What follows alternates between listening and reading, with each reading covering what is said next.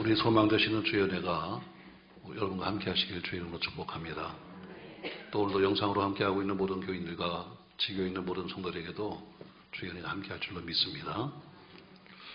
요즘은 지금 통계가 나온 것이 없습니다만 약 10년 전이 2012년도에 발표된 세계 어머니 지수, 다시 말해 어머니가 얼마나 살기 좋은 나라인가 하는 지수가 있는데 그 평가 순위가 한국이 세계 196개국에서 49위였습니다.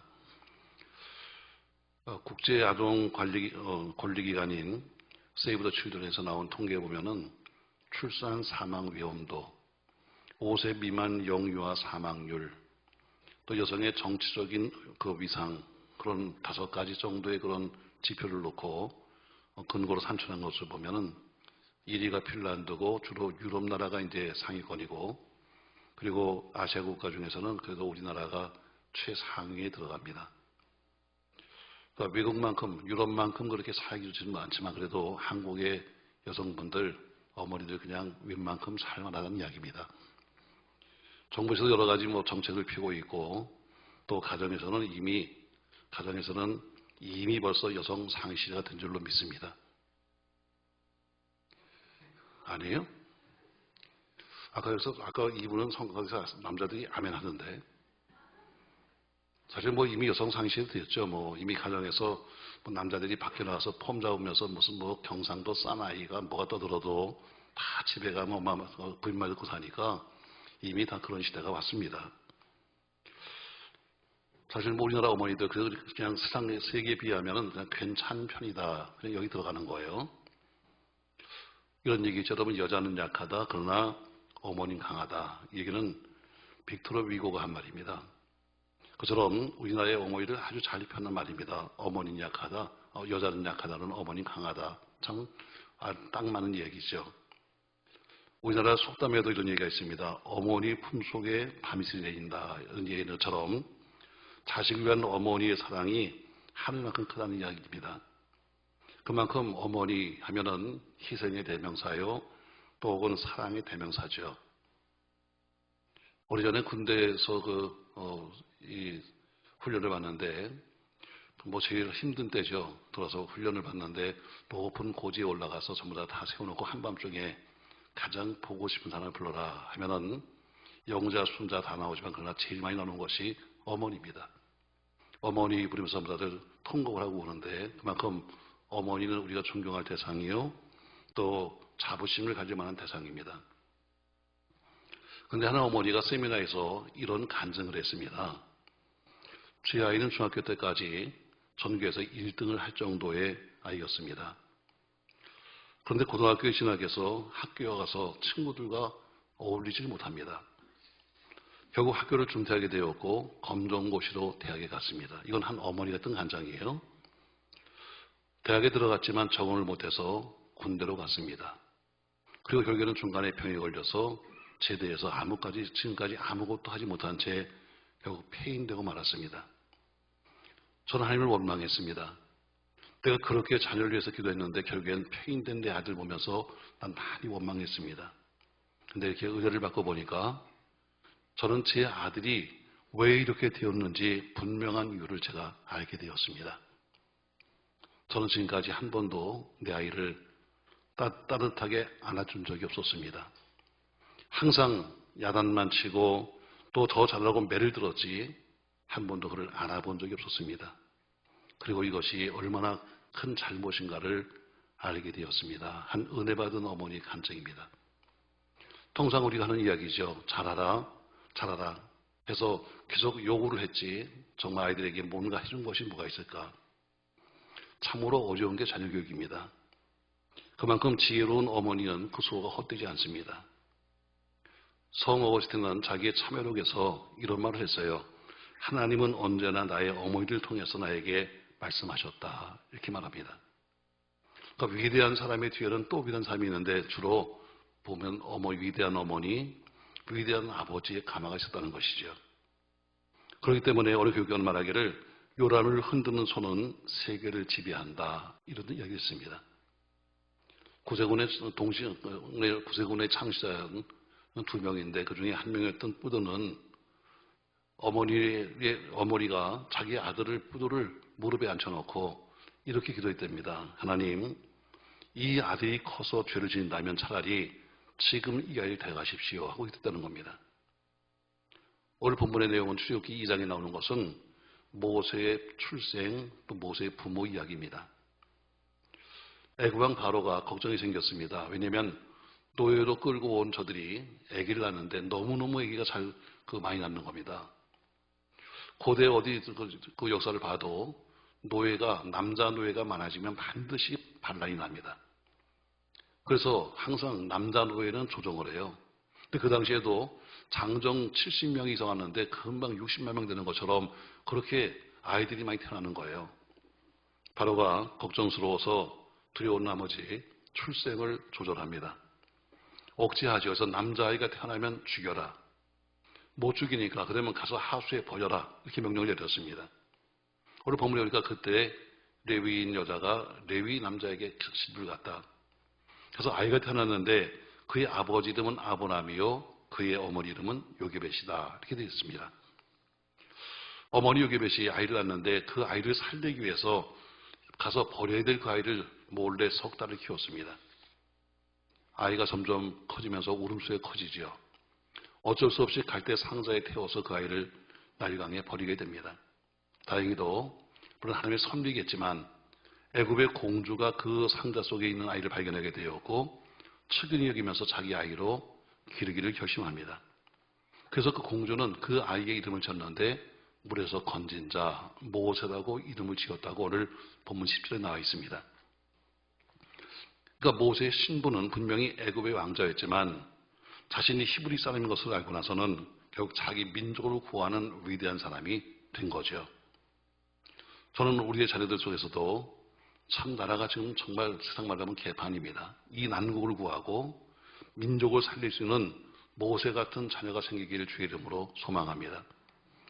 우리 자녀들 속에서 빌 게이츠 같이 록펠러 같은 세계적인 믿음의 재벌이 생기길 주의 이름으로 소망합니다. 우리 자녀들 속에서 주간을 영혼을 살리는 진실한 목회자가 또 병든 육신을 살리는 신의 손을 가진 의사들이 부패와 타락과 불법이 성행한 이 조국 속에서 양심에 꺼리낌이 없는 정치가가 그리고 법조인 예술가가 생기기를 주의 이름으로 축복합니다. 그러기 위해서 필요한 것은 뭐냐면 바로 올바른 어머니, 올바른 아버지의 모습인 겁니다. 그냥 되는 것이 아니라 올바른 아버지, 올바른 어머니가 올바른 사람을 만드는 거죠. 저는 모세의 어머니 이야기를 통해서 한 4가지의 말씀을 나눠보려고 합니다. 우리는 오늘 그럼 모세의 어머니에서 뭘 배울 것인가 한 4가지 배워야 될 텐데 첫 번째 보면은 모세의 어머니는 통찰력을 가진 통찰력. 뭔가 바라보는 눈이 있다는 거죠. 자, 오늘 본문 2절에 보니까 이렇게 말씀합니다. 2절. 그 여자가 임신하여 아들을 낳으니 그가 잘생긴 것을 보고 석 달 동안 그를 숨겼다 해서 잘생긴 것을 보았다 했습니다. 그것을 옛날 성경은 준수함했는데 잘생겼다는 것은 이목구비가 뚜렷하고 눈이 동그란데 거기다가 무슨 쌍꺼풀이 지고 이것을 본 것이 아니라 하나님 보시기에 좋았다는 이야기입니다. 그 영적인 통찰력을 가진 거예요. 모세 어머니가 보았던 아이가 잘생겼다는 것은 비상한 슬기, 재능, 풍채를 말하고 거기에 하나님 보시기에 좋았다는 이야기입니다. 사도행전 7장 20절에 보면은 모세가 낳는데 하나님 보시기에 아름다운지라 이렇게 되어 있습니다. 히브리서 10장 23절 말씀에는 모세가 태어났을 때의 그 부모가 아름다운 아이를 보고 석 달 동안 숨겨도 이 명령을 무서워하지 않았다. 아이가 아름답기 때문에 하나님 보시기에 너무 좋았기 때문에 아이를 석 달을 키우는 동안에 죽음을 두려워하지 않았다는 것이지요. 모세 어머니는 자기 아들을 바라보면서 하나님 보시기에 아름다운 아들이다 하는 것을 발견했습니다. 이게 통찰력이에요. 그러니까 모세 어머니는 통찰력은 하나님의 뜻을 알게 되었고 결국에는 왕의 명령을 어기면서 죽음을 무릅쓰면서 아이를 키울 생각을 합니다. 통찰력을 가진 어머니가 존경받는 어머니입니다. 잘 아는 경험입니다만 한 어린아이가 달걀을 가슴에 안고 끙끙거리고 있습니다. 너 뭐하니? 했더니 내가 이 달걀을 갖다 품어서 여기서 그 병아리가 나오는 것을 보겠다고 그러는 아이가 있었어요. 에디슨이죠. 담임 선생님이 엄마를 불러서 말합니다. 어머니, 저 아이는 전응아예요. 도저히 학교에서 가르칠 수가 없습니다. 차라리 그냥 집에서 데리고 가르치시죠. 이게 에디슨의 선생님이 한 이야기입니다. 황당하죠, 여러분. 결혼을 껴안고 앉아가지고 이걸 부화시키겠다고 하는 아이를 바라보면서 저는 전응합니다. 이 말을 들은 어머니가 하늘이 부러진 것 같지요. 그러나 어머니는 침착하게 옆에 아이가 지금 듣고 있습니다. 뭐라고 말했는가? 선생님, 에디슨은 전응아가 아닙니다. 호기심이 많은 아이입니다. 그리고 옆에 있는 에디슨에게 말합니다. 너는 호기심이 아주 많은 아이야. 너는 그 호기심 때문에 훌륭한 발명가가 될 수 있을 거야. 엄마 너를 사랑하고 너는 나의 자랑스러운 아들이야. 하면서 그를 꼭 껴안았습니다. 어머니 이 말 한마디가 에디슨의 일생에 큰 변화를 준 겁니다. 남들은 전부 다 저 전응아, 남들은 저 못나노 하는데 어머니가 뭐요? 그 선생님 앞에서 변호하면서 저를 껴안아주면서 하는 이야기를 들으면서 그는 가슴에 큰 충격을 받은 거예요. 20세기의 인류에서 가장 큰 영향을 준 사람이 누구냐 하는 것을 조사했는데 바로 전응하라고 학교에서 퇴학당했던 에디슨이 선정된 겁니다. 여러분의 말 한마디가 자식을 살리고 죽습니다. 여러분 희대의 탈옥수로 유명했던 신창원을 기억하시나요? 탈옥을 해가지고 자그마치 907일 동안 도피했습니다. 그래서 못잡을 거다 했습니다. 907일 동안이나 탈옥했던 탈옥수 신창원. 그는 907일 동안 일기를 썼습니다. 일기 형식의 글을 썼는데 나중에 책이 돼서 나왔죠. 그는 거기서 이렇게 말하고 있습니다. 내가 돌이킬 수 없는 범죄가 된 동기가 있다. 제가 여러분 막말을 해도 용서하십시오. 여러분 거기 써 있는 대로 해줄 테니까. 자, 어려운 살림 때문에 월사금을 못 가지고 학교에 갔습니다. 초등학교 때 5학년. 다 우리 옛날 사람은 월사금을 냈잖아요. 옛날에 월사금 못 갖고 가면 선생님이 야단쳤습니다. 그거 못 갖고 왔다고 야단치고 벌 세우고 여러분 혹시 기억하시나요? 역시 신창원이도 너무 집이 어려우니까 월사금 못 갖고 학교에 간 겁니다. 그랬더니 선생님이 담임선생님이 화를 내면서 이렇게 말했습니다. 야, 이 새끼야. 돈도 안 가지고 뭐 하려고 학교 왔어? 빨리 꺼져. 이 말을 한 겁니다, 여러분. 그리고 그때 그런 말합니다. 그때 그 소리를 들으면서 내 마음속에 악마가 들어왔습니다. 이렇게 그는 쓰고 있습니다. 말은 사람을 살리기도 하고 죽이기도 합니다. 한번 좀 생각해 보시죠, 여러분.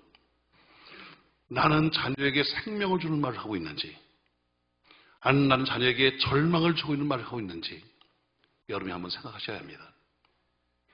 자녀에게 사랑을 심고 생명을 심는 말을 해야 될 텐데 그렇게 잘 되길 원해서 여러분 정말 어렵게 더 이 동네에 이사 오셔서 자식 위해서 왔다고 이야기하는 사람이 그렇게 많은데도 불구하고 하는 말은 어때요? 살리는 말이 아니라 죽이는 말들을 하고 있는 겁니다. 그것도 못해? 그것도 못해? 하면서 여러분 우리가 했던 다 이야기들입니다.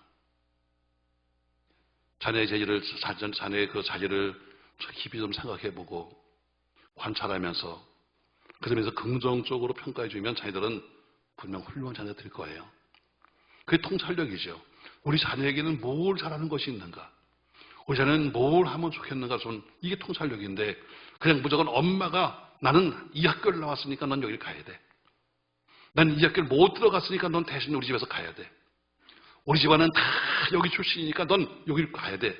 여러분 이거는 강요하는 것은 아이를 죽이려고 하는 이야기입니다. 지금 여기 몇 분이 그렇게 죽이고 있습니다. 나중에 보세요, 여러분.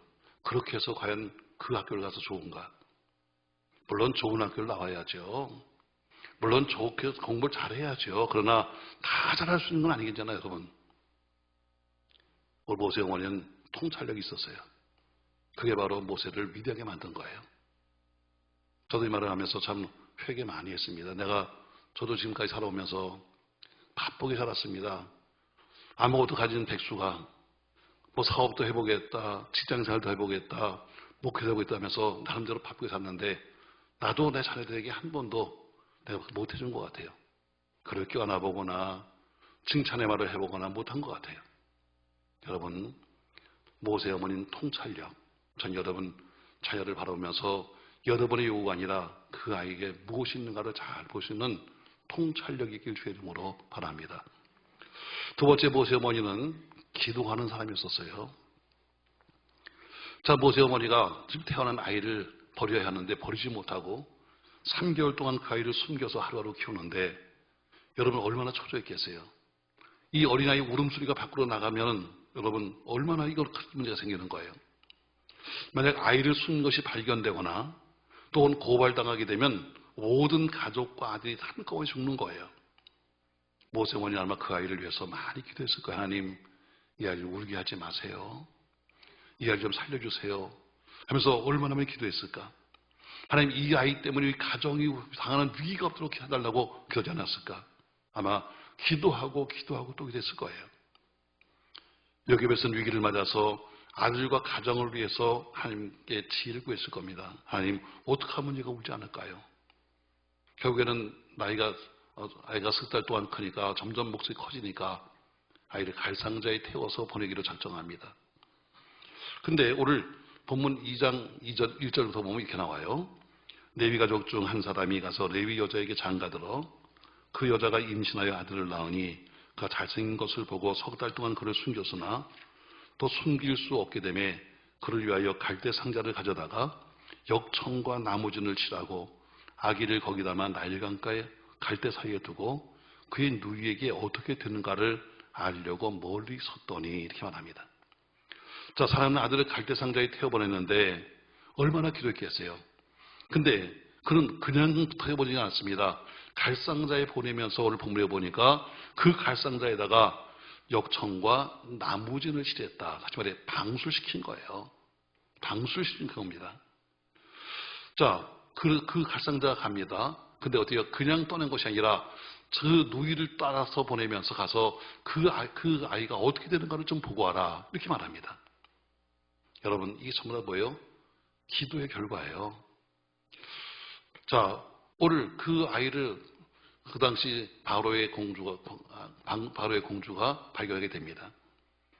그때 누이가 말합니다. 내가 가서 히브리 여인을 좀 불러다가 가서 이 아이에게 젖을 먹일까요? 하고 말합니다. 그렇죠. 이 허락받은 미리암이 그의 어머니 요기벳을 데려오고 그 어머니는 자기 아들에게 그것도 어려운 시절에 오늘 보니까 싹까지 주며 돈까지 받아가며 자기한테 젖을 먹입니다. 결국 기도하는 사람에게 어때요? 응답해서 자식도 살릴 뿐 아니라 어려운 시대에 물질적인 복까지 주셔서 돈까지 받으면서 가서 젖을 먹이게 돼요. 모세 어머니는 참으로 기도하는 사람이었습니다. 결국 그 기도가 선하게 이루어진 겁니다. 하나님께서 진실로 안전하게 가장 좋은 방법으로 인도해 주셨습니다. 여러분, 기도하는 사람 반드시 문제 해결됩니다. 기도하는 사람은 반드시 문제 해결됩니다. 여러분 자녀에서 해야 될 게 많은 것이 있지만 그러나 먼저 할 일은 기도입니다. 오늘 모세 어머니는 기도했어요. 예레미야 33장 3절 말씀이 말하고 있잖아요. 너는 나에게 부르짖으라 내가 네게 응답하겠고 네가 알지 못하는 크고 비밀한 일을 내가 너에게 알려주겠다 말씀하신 것처럼 자녀 문제로 어려움이 있을 때마다 하나님께 부르짖어 기도함으로 하나님의 응답과 인도하심이 있길 주의 이름으로 축복합니다.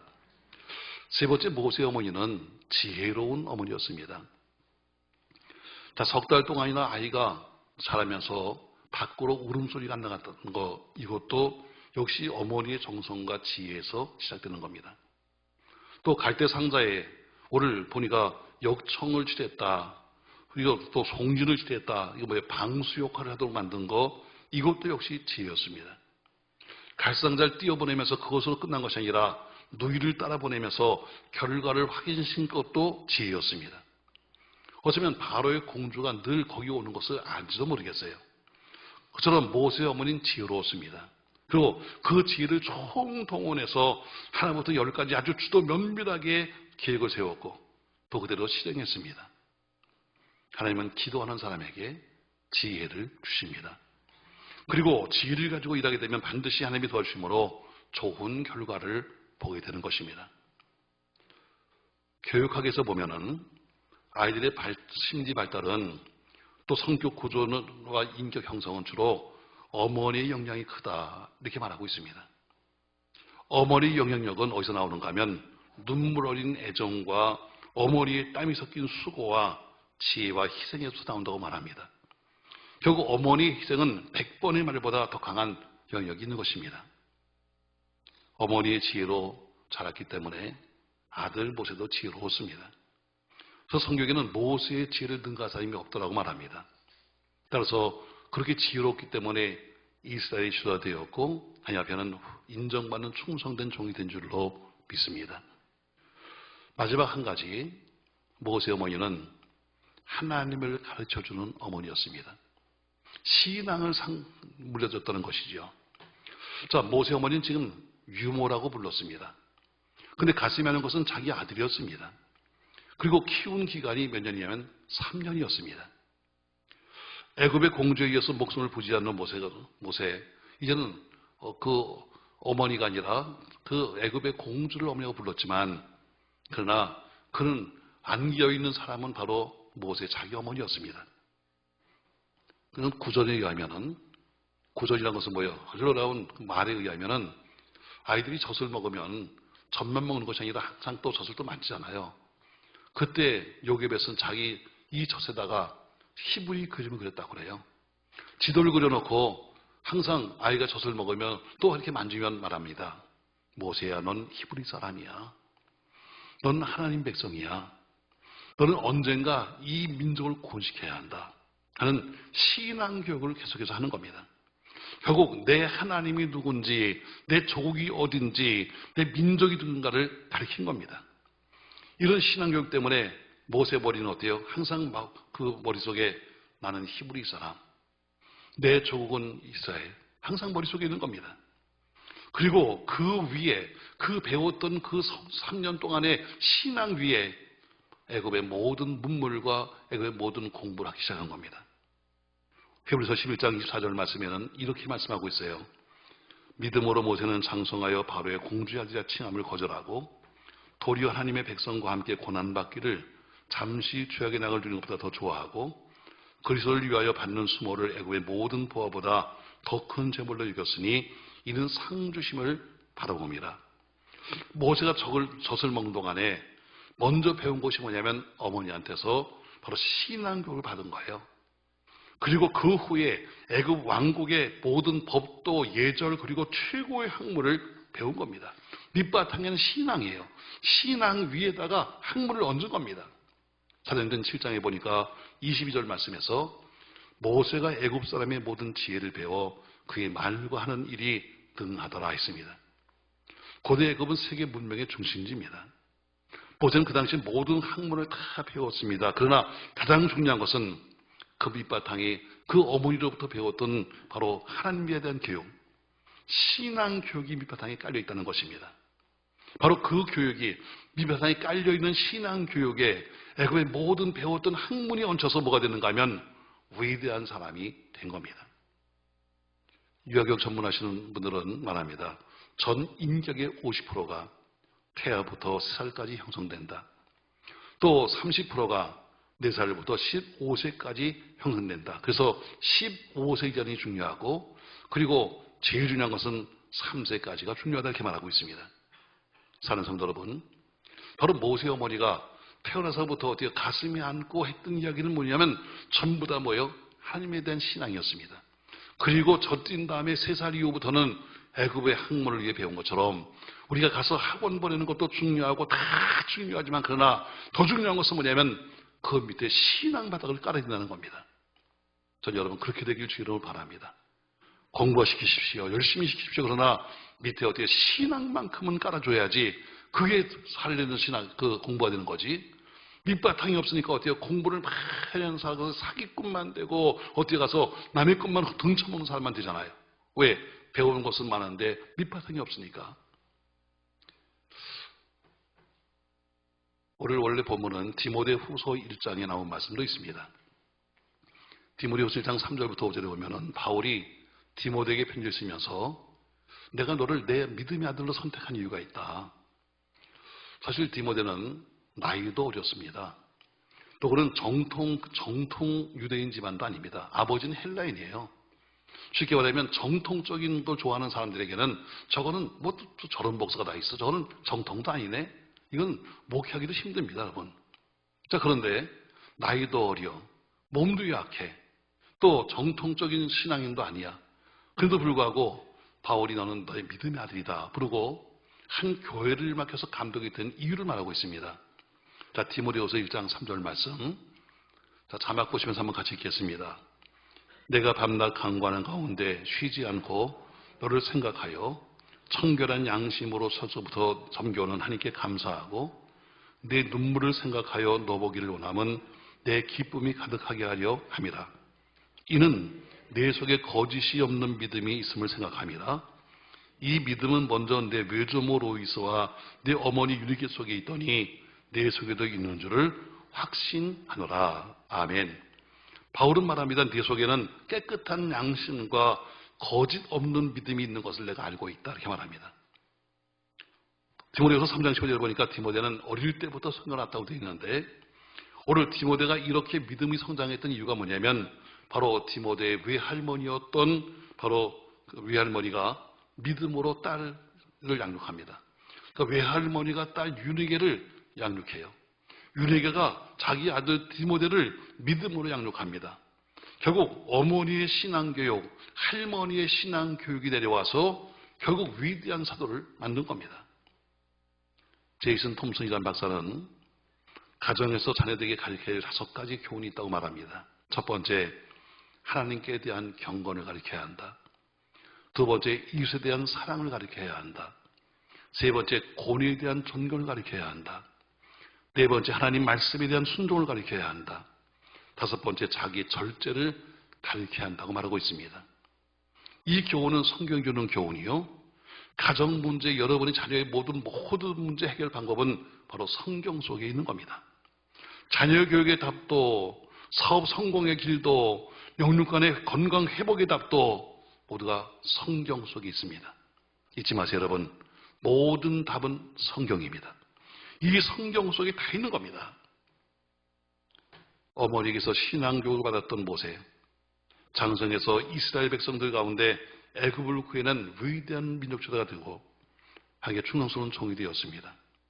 또는 어머니의 신앙교육을 받았던 디모데, 바울의 믿음의 아들이 되고 초대교회를 이끄는 좋은 목회자가 된 것을 기억하시며 우리 모두 신앙교육에 힘쓰는 우리 모든 교우가 되시기를 예수님의 이름으로 부탁합니다. 저는 여러분들에게 이런 말씀을 했습니다. 모세의 어머니를 통해서 우리가 몇 가지 배워야 합니다. 첫 번째, 모세의 어머니는 통찰력을 가졌습니다. 이 아이가 아름다운 아이, 한 벌씩에 합당한 아이인 것을 보는 것처럼 영적 통찰력이 있어야 합니다. 두 번째, 모세의 어머니는 기도하는 사람이었습니다. 태어날 때부터 아이를 살리기 위해서 얼마나 기도했을까. 세 번째, 어머니는 지혜로운 어머니였습니다. 나일강이 떠내면서도 가서 역청을 발라서 방수를 하고 또 그것을 뛰어내면서 누이를 따라보내면서 가서 결과를 보게 하는 그런 지혜로운 면이 있었습니다.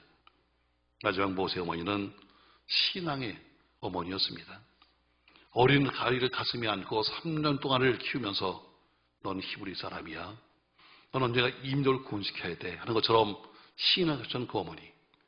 그 어머니 때문에 모세는 위대한 사람이 된 겁니다.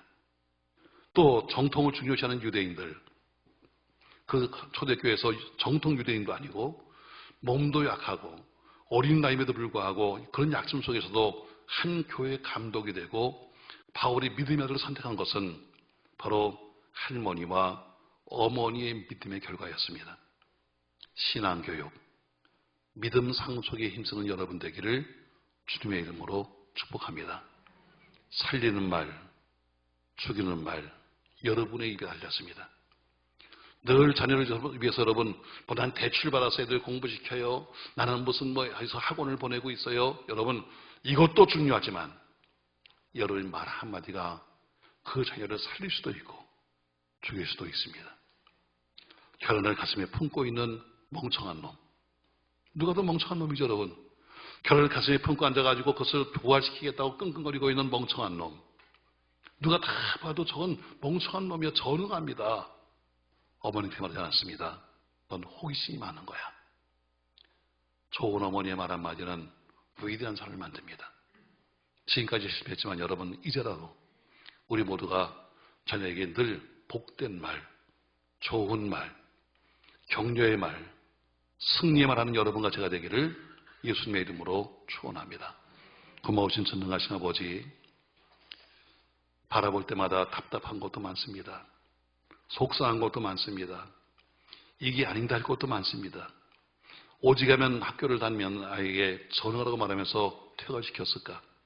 그러나 똑같은 아들 바라보면서 오히려 격려하며 너는 오히려 호기심이 많다고 했던 것처럼 우리도 상황은 똑같다 할지라도 그래도 좋은 말, 복된 말을 통해서 자녀들이 새로운 힘을 얻고 또한 그들의 새로운 길을 열어갈 수 있도록 축복하시기를 이 시간도 기도합니다.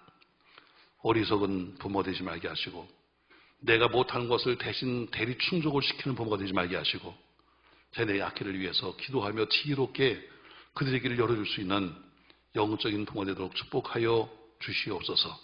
세상 학문도 많이 배워야 합니다. 그러나 밑바탕은 신앙이 되게 하셔서 신앙 위에 배운 학문이 나라 살리고 민족 살리고 교회 살리고 그리고 우리 모든 것을 살릴 수 있도록 축복하여 주시옵소서. 예수님의 이름으로 기도합니다. 아멘.